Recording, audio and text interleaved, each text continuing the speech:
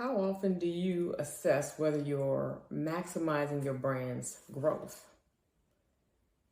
So, if we look at the top 9 ways to grow your business, according to the US Chamber of Commerce, which they got from entrepreneurs, the first one, customer segmentation, can really help you personalize the intro of your brand to differentiate markets or industries, your marketing, your follow-up, your surveys, your incentives, and more. Customers expect personalization. So when they talk about email marketing, you want to utilize customer segmentation to help you with the personalization of that and so many other things. Now, number two, it costs 5 times more to acquire a new customer than to retain one. And client retention means that you have the ability to build relationships with your clients, driving loyalty and customer lifetime value. And customer lifetime value, the higher that it is, the longer you stay in business, right? So from a customer standpoint, that's going to be your most important key performance indicator. And that's why you want to focus on client retention. Referral marketing, the most cost-effective way to do marketing, right? But to do it well, you should have an ecosystem of specific referral partners and a system in place for tracking that referral revenue as well, so that you can be more strategic about driving your business as well as appreciating those referral partners so that you can continue to get more referrals over and over. Now, marketing strategies, so they should be analyzed for the amount of profit they get versus how much you have to spend on them. It's the ROI, right? The return on investment. Now, granted, sometimes you have to take some risk when you think about placing ads, whether it's Google ads, Facebook ads, whatever kind of ad, traditional ads. But we should understand what the data is telling us when we get that data so that we can adjust where necessary to ensure there's an ROI at some point once we've done that testing. So be clear on what your goal is for the return on investment before you put that marketing strategy in place. I know a lot of business owners kind of decide the goal after the fact. Make sure you have the goal prior to you create it. And sometimes the goal isn't always financial. The goal could be, to get more referral partners.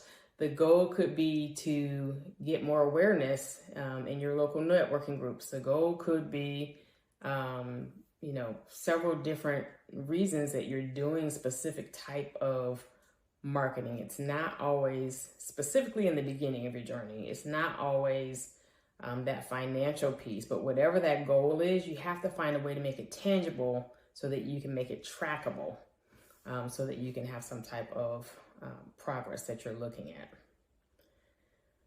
So with number 5, we hear on a regular basis that we need to automate processes, right? But the point of it is, besides that there are usually some mundane, boring, processes that we don't want to do, is so that you can spend more time on the things that you like getting out of bed for. And so that you can spend time building relationships with clients and working on more revenue producing activities, right?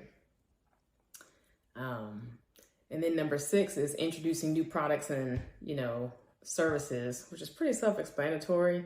But I would suggest collaborating with your customers in advance to whenever you plan to do it. This will take loyalty to the next level. It'll get you more referrals and will ensure that when you introduce your new product or service, you already know it's something that you want. You've collaborated on it. They feel like you brought them along on their own customer journey. This is something that I've done many, many times in the past, and I can't tell you how much more successful it was when I got the customer insight in advance. Number 7, investing in tech, right? It doesn't mean you got to be tech savvy. It does not mean that. I know a lot of people feel like it means they got to be tech savvy, and that's why they shy away from it. But eliminate that and the fact that you feel like you got to have a lot of resources as your roadblock. Those don't have to be roadblocks.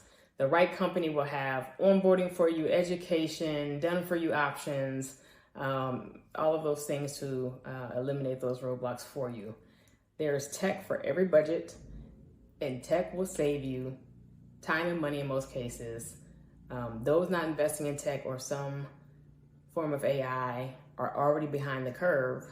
Remember BlackBerry, who thought that they were already so awesome they didn't need to invest in the next level of tech?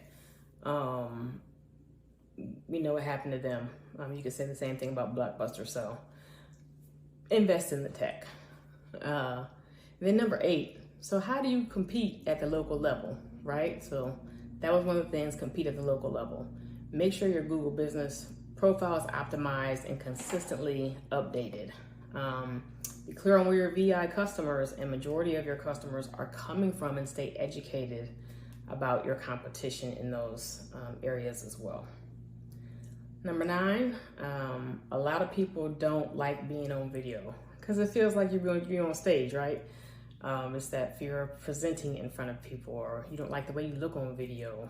Kind of like you don't like your voice on the voicemail, right?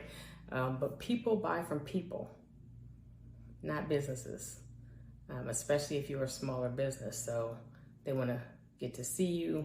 They want to connect with your personality, and it gives you the opportunity to humanize your brand.